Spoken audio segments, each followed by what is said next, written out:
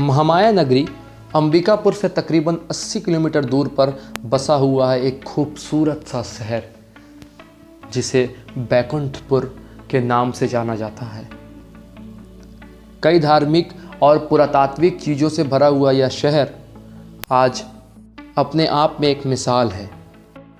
25 मई सन 1998 में कोरिया जिला बना और उसका मुख्यालय बैकुंठपुर।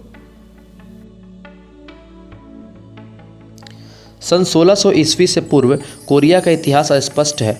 डॉल्टन के अनुसार कोरिया के मूल शासक बालंद थे। बालंद राजाओं की राजधानी सीधी में थी। इनके वंशज आज भी सीधी जिले के मड़वास नामक स्थान में हैं। इन राजाओं के शासनकाल में निर्मित अनेक भवनों के भवनाशेष आज भी देखे जा सकते हैं।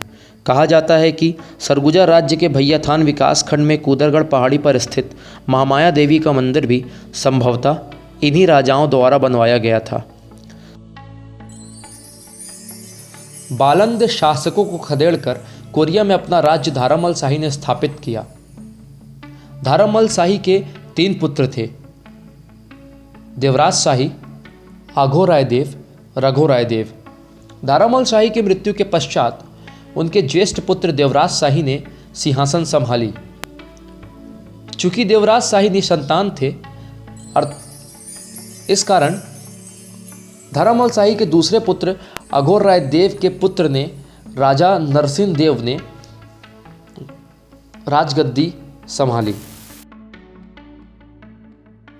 राजाओं की कतार को बरकरार रखते हुए राजा की मृत्यु पर उनके पुत्र कमान संभालते गए। एक वक्त आया जब राजा प्राण सिंह 1864 में गद्दी पर बैठे तथा जब राज्य न्यायालय के भी रक्षा से मुक्त हुआ, तब सन 1875 में उन्हें शासक के अधिकार प्रदान किए गए। दीवान भैरव सिंह उनके दीवान बने। राजा के 2 बेटे थे जिनकी मृत्यु चेचक के कारण हो गई। सोनहत, जहां आज बाजार लगती है, वहां राजा का महल हुआ करता था। सन 1897 में राजा प्राण सिंह का स्वर्गवास हो गया। इसके साथ ही राजा धारामल शाही के द्वितीय पुत्र राजा अधमदेव महाराज की वंश परंपरा का अंत हो गया। राज्य के शासन की बागडोर सन 1897 में पटना के जमींदार साहब को सौंप दी गई और उन्होंने सन 1899 तक शासन किया। कोरिया में ट्विस्ट तो तब आया जब राजा धारामल शाही के तृतीय पुत्र के वंशज राजा शिवमंगल सिंहदेव ने कोरिया जिले की बागडोर संभाली। राज्य की शासन प्रणाली काफ़ी हतोत्साहित थी और तभी 1909 में इनका स्वर्गवास हो गया। और फिर वह नाम जिनके नाम से कोरिया के कई स्थल आज भी चमचमाते हैं, राजा रामानुज प्रताप सिंहदेव, जिनका जन्म सन 1901 में हुआ।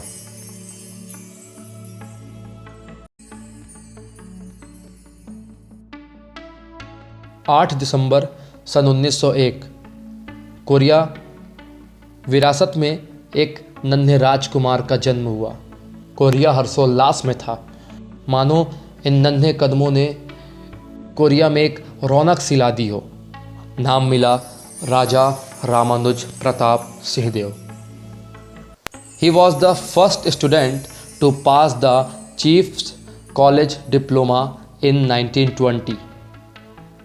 Being also ranked first in this examination and at Allahabad University 1924.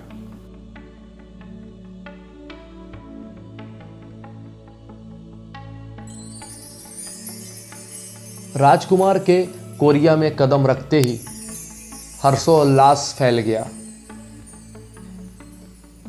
Korea कामयाबी की सीढ़ियां चढ़ता गया, मानो राजकुमार ने एक नई क्रांति ला दी हो। He was invested with full ruling powers in January 1925. A representative in the second round table conference held in London in 1931, being the youngest delegate, vice president, All India Kshatriya Mahasabha on 1931. He was responsible for the construction of the Bijri to Chirmiri railway line 1928 1931. He opened the Chirmiri Colliery in 1928, the Kurasia Colliery in 1928, and the Jhagarakhand Colliery in 1928. The Ramanuj High School was opened in 1935. इनकी शादी हुई रानी दुर्गा देवी 1920 में, जो कि महाराजा प्रताप उदयनाथ शाहदेव की बेटी थी। छोटा नागपुर में ये महाराज थे। एंड हिज वाइफ महारानी मोहन कुमारी।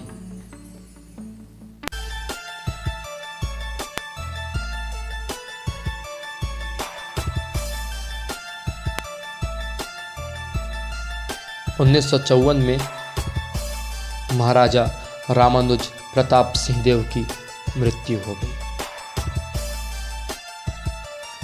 महाराज रामानुज प्रताप सिंहदेव की मृत्यु के पश्चात एच महाराजा भूपेंद्र नारायण सिंहदेव कोरिया के महाराज बने। राजकुमार कॉलेज रायपुर, जो कि इलाहाबाद यूनिवर्सिटी के अंतर्गत आता था, वहाँ से ये एजुकेशन प्राप्त किए। इनकी education master in English literature रही। एच महारानी वसंत कुमारी, जो कि वाधवन की थी, इनसे इनकी शादी हुई। लगभग 45 वर्ष महाराज भूपेंद्र नारायण सिंहदेव ने कोरिया में राज किया और 1989 में इनकी मृत्यु हो गई। महाराज की मृत्यु के पश्चात महाराजा राघवेंद्र सिंहदेव कोरिया के महाराज बने। कुमार श्री निपेंद्र सिंहदेव, कुमार श्री महेंद्र सिंहदेव, कुमार श्री कोरिया राज परिवार के सुपुत्र गण रहे। कुमार रामचंद्र सिंहदेव ये एक ऐसा नाम है जिसे कोरिया की जनता आज भी बड़े सम्मान के साथ लेती है। इस छोटी सी जानकारी को एकत्रित करने में माननीय कुमार श्री रामचंद्र सिंहदेव जी की पुस्तक न्याय शासन की नींव है और इंटरनेट ने मेरी बहुत सहायता की।